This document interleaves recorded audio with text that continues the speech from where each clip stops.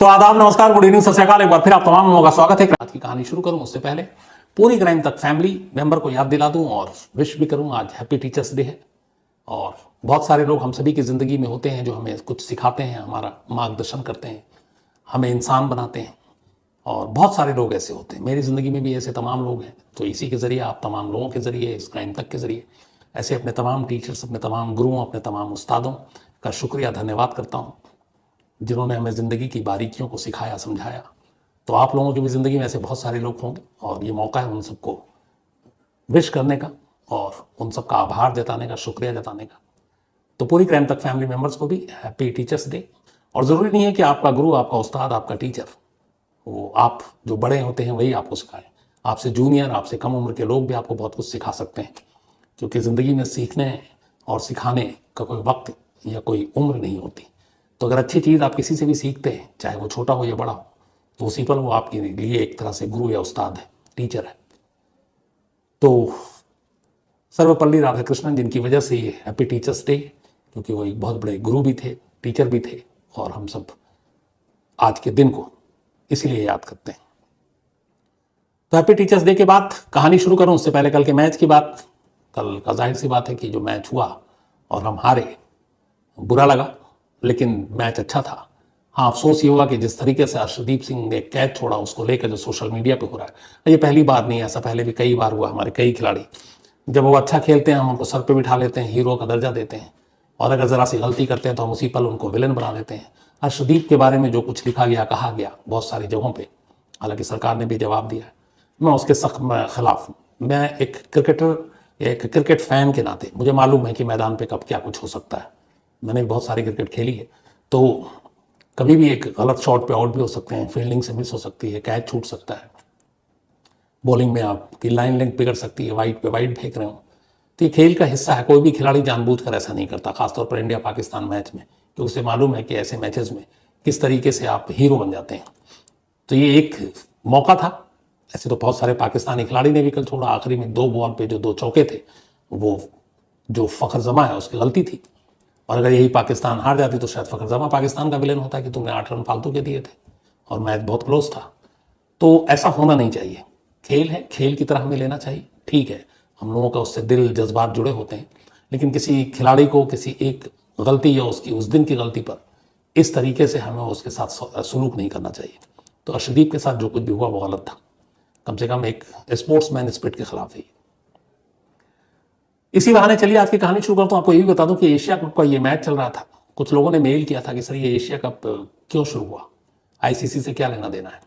तो Asia cup short में बताता हूँ, इसकी कहानी बड़ी दिलचस्प है। 1983 में जब वर्ल्ड कप हुआ था, 60 ओवर का था वो, अब तो 2020 चल रहा है।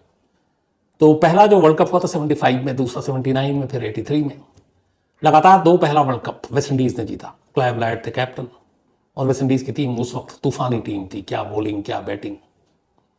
तो पहला 2 वर्ल्ड कप आसानी से जीती वेस्ट इंडीज़, और उसका तीसरा 83 में हम लोग पहुंचे।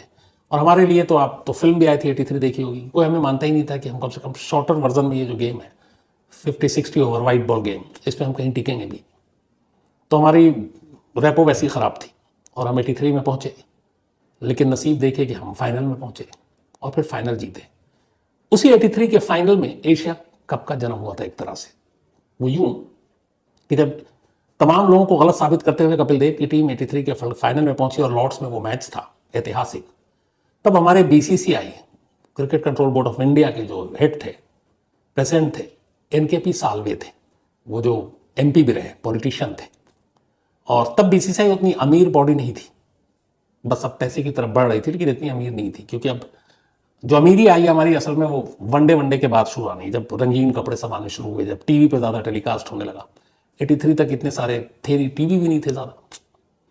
तो जब इंडिया पहुंच गई फाइनल में 83 के, तो एनकेपी साल्वे इंग्लैंड में थे और उन्होंने अपने 2 खास मेहमानों के लिए इंग्लैंड क्रिकेट बोर्ड से 2 पास मांगे, सिर्फ 2।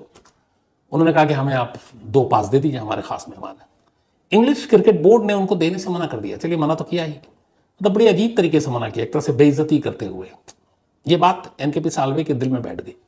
अच्छा, उस वक्त तक ये था कि ये वर्ल्ड कप जो है किसी और देश की मतलब हैसियत नहीं है कि वो वर्ल्ड कप ऑर्गेनाइज करे। और पहला एक 75-79 में इंग्लैंड में ही हुआ था, 83 में इंडिया जीती इंग्लैंड में, तो 3 वर्ल्ड कप इंग्लैंड कर चुका था होस्ट।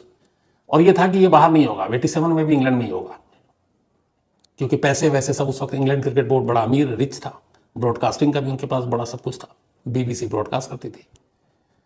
तो इनके पिसालवे को ये 2 पास ना मिलना खल गई। उसके बाद उन्होंने आईसी से बात की, इंटरनेशनल क्रिकेट काउंसिल, लेकिन उसमें भी इंग्लैंड का दबदबा था, आईसीसी ने भी मदद नहीं की। सिर्फ 2 अदद पास के लिए, सोचिए क्रिकेट बोर्ड का प्रेसिडेंट मांग रहा है 2, वो भी सिर्फ 2 नहीं दिया। बहुत बुरा लगा।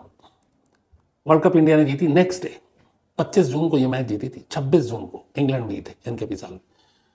उन्होंने कहा कि इस बोर्ड को सबक सिखाना, और ये इंग्लैंड जो वर्ल्ड कप पे दावेदारी करती है ना, हम ही होस्ट करेंगे, इसको यहां से बाहर लेकर जाऊंगा और फिर इन्हें बताऊंगा। अब इंग्लैंड से बाहर वर्ल्ड कप कोई और कंट्री करे, किसी ने सोचा ही नहीं था। अब इंडिया कैसे करेगा, इतने पैसे भी नहीं। तो उन्होंने कहा कि चलो सबसे पहले जो है ना, अपने एशिया की टीमों को एक साथ जोड़ते हैं। वोटिंग, तब वोट होते थे हर देश के। अब इंडिया में जो टेस्ट प्लेइंग देश है, उसके अलावा नॉन जो टेस्ट प्लेइंग कंट्री है, वो सब मिलाकर ठीक ठाक वोट थे। बट सबसे मजबूत इंडिया के बाद पाकिस्तान की टीम थी। पाकिस्तान के उस वक्त नूर खान वहां के पाकिस्तान क्रिकेट बोर्ड के प्रेसिडेंट थे। तो सालवे साहब ने नूर खान से बात की, एक डिनर रखा और उसको बुलाया। उन्होंने कहा कि ये बहुत हो गई इनकी बपौती, वर्ल्ड कप हम लोग ऑर्गेनाइज करते हैं और इंडिया पाकिस्तान में कराते हैं। 83 की बात है ये, 26 जून 1983। नूर खान को ये आइडिया पसंद आया, पर उन्होंने कहा हमारे पास पैसे तो है नहीं इतने। उन्होंने कहा हो जाएगा, लेकिन अभी 2 ही देश था। इसके बाद इन्होंने श्रीलंका क्रिकेट बोर्ड से बात की, श्रीलंका की टीम बेहतर थी। फिर श्रीलंका भी तैयार, पर श्रीलंका ने कहा हमारे पास पैसे नहीं है। फिर ये हुआ कि जो बाकी थे, बांग्लादेश और भी कोई टीम है, उन सबको लिया गया। उस वक्त बांग्लादेश को टेस्ट का दर्जा नहीं मिला था टीम का, लेकिन इन सब ने कहा, मलेशिया, सिंगापुर, ये लोग थे बॉडी एशिया कप में, एशियाई टीम में। तो यह कि पहले कैसे करेंगे वर्ल्ड कप, पहले कुछ और करते हैं। तो उन्होंने कहा हम एशियाई देशों को मिलाकर अपना एक बॉडी बनाते हैं। तो एशियन क्रिकेट काउंसिल का जन्म हुआ, और ये हुआ कि जब एशियन क्रिकेट काउंसिल बन गया तो हम लोग एशिया कप कराते हैं, ताकि एशिया के सारे देश खेले और उसमें इंग्लैंड की छत्रछाया से हम बाहर निकलेंगे। सब तैयार हो गए, लेकिन अभी हुआ कि भैया कौन कराएगा। श्रीलंका ने कहा हम तो एशिया कप ठीक है, हमारे पैसे नहीं, हम पैसे नहीं खर्च करेंगे। पाकिस्तान की हालत भी वैसी थी, हमारी हालत भी वैसी थी। तो अब क्या किया जाए। अच्छा, फ्लड लाइट वाइट का भी उस वक्त शुरू हो रहा था। ऐसे वक्त में काम आए, यूएई में भी क्रिकेट चल रहा था, लेकिन वो नॉन टेस्ट प्लेइंग देश था, और उसके चीफ थे अब्दुल रहमान बुखातिर। याद होगा उस वक्त एक फेयरवेल मैच भी हुआ करता था, क्रिकेटर को पैसे मिलते थे। तो बुखातिर वहां पे अपने अपने क्रिकेट मैच कराते थे। ये इंडियन बोर्ड और पाकिस्तानी बोर्ड को पता था। बुखातिर को कांटेक्ट किया, कहा कि आप वैसे तो मैच कराते हो, एक काम करो, आप फुल फ्लेज होस्ट करो एक बड़ा इवेंट। उन्होंने कहा क्या। उसने कहा कि एशियन क्रिकेट काउंसिल, उसमें यूएई भी मेंबर बने। वो खुश हो गए। पैसा बेइंतहा था बुखातिर साहब शेख के पास। उन्होंने कहा ठीक है, एशिया कप हम होस्ट करेंगे। उन्होंने कहा कीजिए। उन्होंने सारा खर्चा हम उठाएंगे, और क्या चाहिए था। सब तैयार हो गए। उसका पहला एशिया कप, वर्ल्ड कप 83 जीतने के ठीक 1 साल के बाद 1984 में यूएई में हुआ, और सुनील गावस्कर कप्तान थे, और पहला एशिया कप इंडिया ने जीता था। तब ये लिमिटेड ओवर 50 ओवर का मैच हुआ करता था। तो इस तरीके से 38 साल पहले एशिया कप का जन्म हुआ, और एशियाई टीम, एशियाई क्रिकेट काउंसिल का जन्म हुआ सिर्फ 2 पास की वजह से। अगर एनकेपी साल्वे को, इंग्लैंड क्रिकेट बोर्ड और आईसीसी को 2 पास उनके मेहमानों के लिए दे देते, तो शायद एशिया कप का जन्म नहीं होता, न एशियाई क्रिकेट काउंसिल का होता। और 84 में एशिया कप हुआ। उसके बाद इंडिया, पाकिस्तान, श्रीलंका, इन लोगों ने सब मिलजुल के ताकत देख ली, सक्सेसफुल हो गया। नेक्स्ट वर्ल्ड कप, चौथा वर्ल्ड कप, जो रिलायंस वर्ल्ड कप था, वो इंडिया आ गया और पाकिस्तान में हुआ, और 87 में। तो 75, 79, 83 इंग्लैंड में। उसके बाद चौथा वर्ल्ड कप इंडिया ने, और एनकेपी साल्वे और पाकिस्तानी बोर्ड ने होने नहीं दिया इंग्लैंड में। उन्होंने कहा होगा तो ये बाहर ही, और एशिया आया इंग्लैंड से निकलकर पहली बार, और तब मेजबान हम लोग थे। वो 87 का वर्ल्ड कप, जो शायद ऑस्ट्रेलिया जीती थी फाइनल में, सेमीफाइनल में हम बाहर हो गए थे। तो ये कहानी थी एशिया कप की। अब आते हैं आज की कहानी के ऊपर। हर देश जासूसी करता है, हर देश में जासूसी, अपनी एजेंसियां हैं, एजेंट्स हैं, अलग अलग तरीके से जासूसी होती है। लेकिन अभी हाल में एक नया ट्रेंड आया, नई जासूसी की, और उसी नए ट्रेंड की कहानी आज की। बात 2021 की है। जोधपुर में इंडियन आर्मी का एक जवान पोस्टेड था, और इस 24 साल के जवान का नाम था संदीप। जोधपुर में ये पोस्टेड था। एक रोज अचानक संदीप के मोबाइल पे एक फोन आता है। उधर से आवाज लड़की की थी। वो पूछती है आप संदीप बोल रहे हैं? तो ये संदीप के पास फोन आया। लड़की कहती है कि आप संदीप बोल रहे हैं, लेकिन संदीप असल में प्रदीप था। लड़की ने संदीप नाम दिया, उसका असली नाम प्रदीप था। तो उसने कहा नहीं मैं तो संदीप बोल रहा हूँ, प्रदीप बोल रहा हूँ। अब लड़की कहती है कि नहीं नहीं आप मजाक कर रहे हो। कहता नहीं भैया मैं मजाक नहीं कर रहा हूँ, मैं प्रदीप ही बोल रहा हूँ। अब लड़की उसे संदीप कहती जा रही है, वो कह रहा है मैं प्रदीप हूँ। लेकिन खैर वो कहता है कि ये बताओ आपको मेरा नंबर कहाँ से मिला। तो उन्होंने कहा कि एक्चुअली मैं संदीप की दोस्त बोल रही हूँ, और शायद आपका गलती से नंबर मिल गया। वो मेरे पुराने दोस्त हैं और मैं इंडियन एयरफोर्स में हूँ और मुझे ज़रूरत थी बात करने की। तो उसने कहा नहीं गलती हो गई। फिर खैर दोनों ने जो होता रहा नंबर पे बातचीत हुई, सॉरी वॉरी कह के फ़ोन रख दिया गया। अब इसके बाद लड़की का दोबारा फ़ोन आया, कैसे हो प्रदीप, क्या हाल है। तो उसने कहा आप फिर। बोला हाँ अब दिन बात की आपसे, अच्छा लगा। और मैं सेना की आर्मी मेडिकल कॉप्स यानी AMC मुंबई में पोस्टेड हूँ। लड़की कह रही है मेरा नाम रिया है और मैं मुंबई में ट्रेनिंग कर रही थी, तभी मैं उस वक्त संदीप मेरी दोस्ती हो, उस चक्कर में आप प्रदीप को मैंने आपको फ़ोन कर दिया। तो मेरी दोस्त ने असल में नंबर दिया था और उसने मेरी बड़ी काम मदद की थी। और मेरे माँ बाप हैं नहीं, बड़ी मुश्किल से ये नौकरी लगी है और आपसे बातचीत करके अच्छा लगा। और फिर इमोशनली बातचीत हाय हेलो भी, बस ऐसी दोस्ती शुरू हो गई। अब इसके बाद धीरे धीरे फिर फ़ोन आने लगा। उस लड़की ने, रिया ने अपने बताया। फिर उसने कहा कि मेरा ये चल रहा है, मैं ये हूँ। अच्छा, फिर उसने कहा वीडियो कॉल करेंगे। उसने कहा करते हैं। अब वीडियो कॉल किया, उसने पहली बार चेहरा देखा, बड़ी खूबसूरत। जिस कमरे में वो बैठ के बात कर रही थी उस कमरे में पीछे अलग अलग भगवान की तस्वीरें भी टंगी हुई थी, इंडियन कपड़ों में थी। अब बातचीत होने लगी। अब बातचीत के बाद धीरे धीरे प्यार मोहब्बत की बातें होने लगी। फिर उसने कहा कि तुम बड़े अच्छे लगते हो, शादी वादी करेंगे। अब ये सब कुछ चलता रहा। रिया बात कर रही है, इधर प्रदीप बात कर रहा है, और प्रदीप इधर पोस्टेड भी है, आर्मी में है, जोधपुर में है। अब इसी दौरान में ये आ गया 2022। 14 और 15 फरवरी को जैसलमेर के एक इलाके में वो अपनी यूनिट के साथ एक ईयरली जो वॉर प्रैक्टिस होता है, युद्ध अभ्यास, उसके लिए प्रदीप गया हुआ था। और वहां से करीब एक हफ्ते के बाद फिर लौटा अपनी यूनिट में। और यहाँ आने के बाद अब वो उसे फिर से फ़ोन पे बातचीत शुरू हो गई। इसने कहा था कि मैं वहाँ जा रहा हूँ तो बात नहीं करूँगा। अब लड़की बातचीत करती और धीरे धीरे फिर उसने बताया कि मेरे यूनिट में एक लड़की है और उस लड़की को किसी गलती की वजह से उठाकर क्लर्क वाले डेस्क पे बिठा दिया गया है। अब उसे कुछ चीज़ों की मदद चाहिए, जो डेस्क जॉब होता है, अलग अलग सेना में क्या क्या काम होता है, ये कहकर तो मेरी हेल्प कर दो दोस्त की।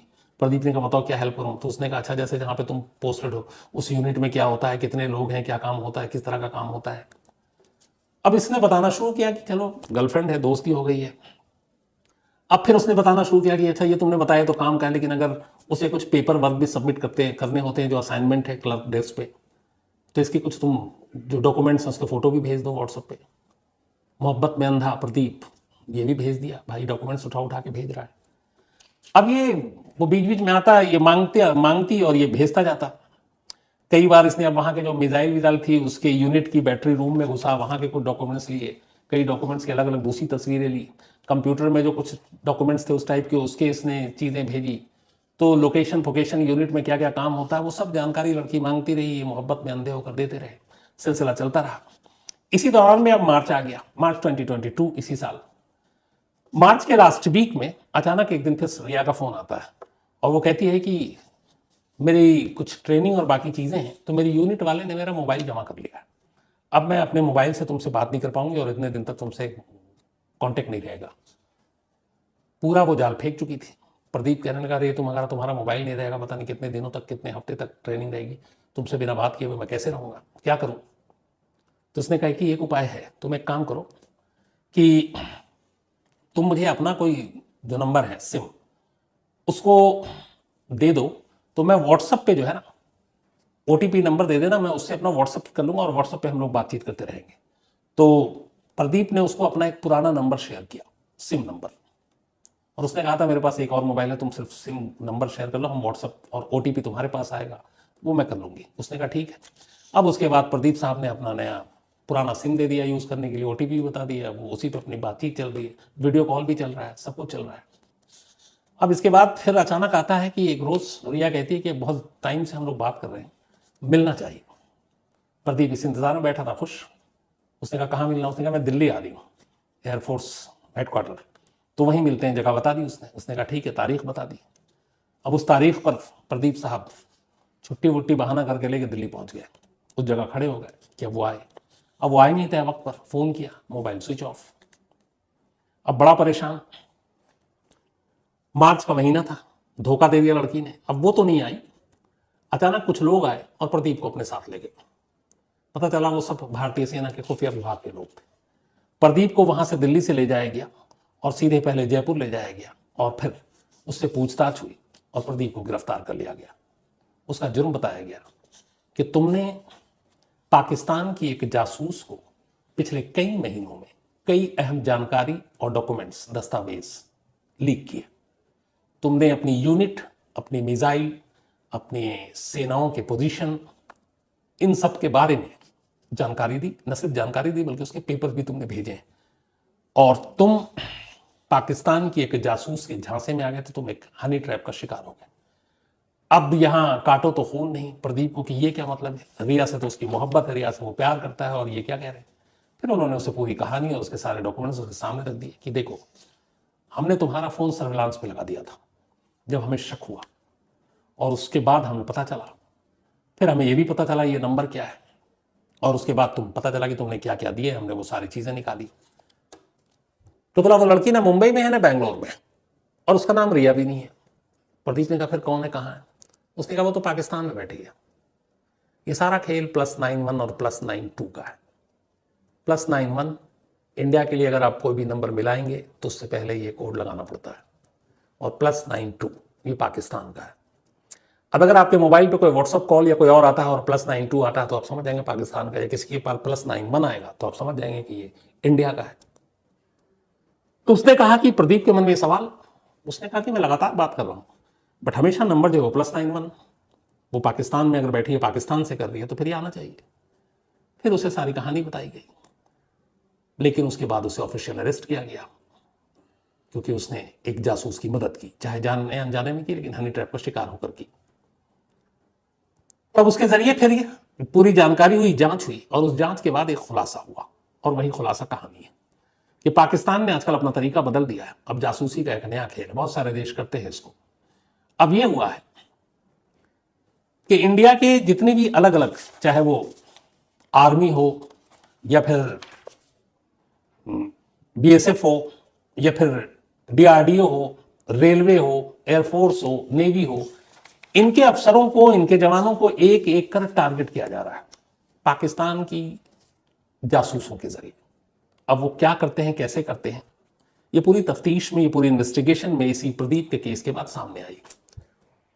करते ये कि पाकिस्तानी खुफिया एजेंसी आईएसआई या पाकिस्तानी आर्मी, पाकिस्तानी सेना, इन्होंने इस वक्त जो रिपोर्ट है करीब 25 लड़कियों की एक टीम बना रखी है। ये लड़कियां ज्यादातर कॉलेज गर्ल्स हैं या फिर बहुत सारी ऐसी हैं जो रेड लाइट एरिया में काम करती हैं, बट इन सब के सिलेक्शन का पैमाना एक कि ये खूबसूरत होनी चाहिए।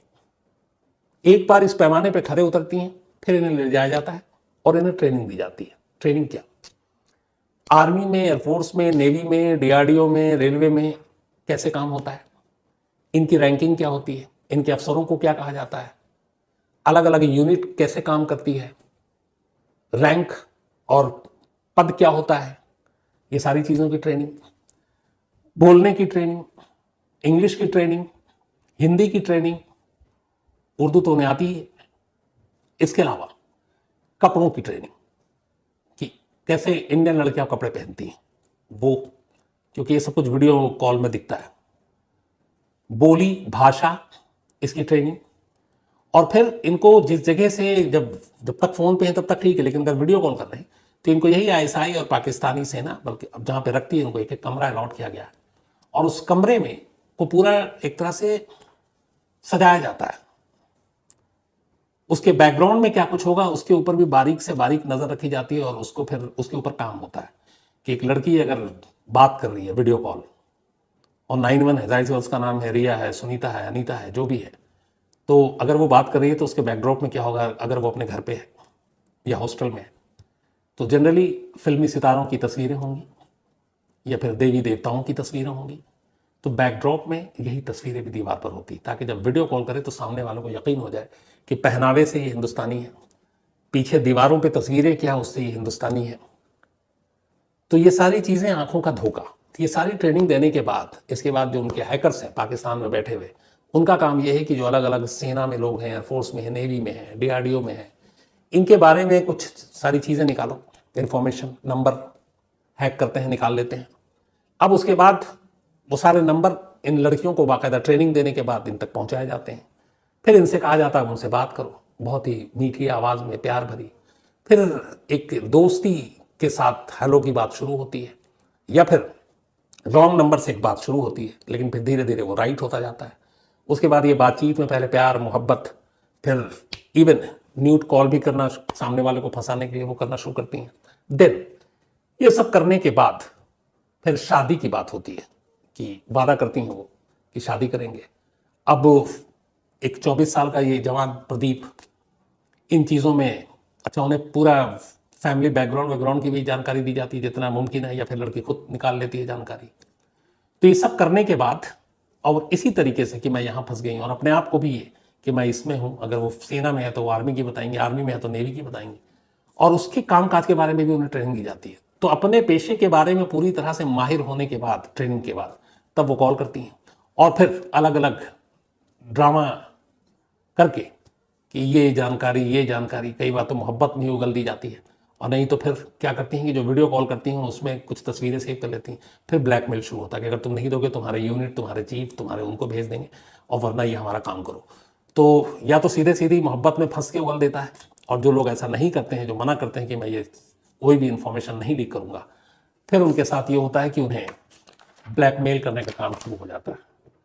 तो ये सबसे पहले, इसके अलावा ये क्या करती हैं, सोशल मीडिया पर अपना फेक आईडी बनाती हैं, जितनी भी ये जासूस हसीनाएं, ताकि बहुत सारे रिक्वेस्ट खुद आ जाए, और मीडिया वो बनाकर फिर ये देखती हैं कि कौन कौन है जो फोर्स से जुड़ा हुआ है, उनको रिक्वेस्ट भेजती हैं।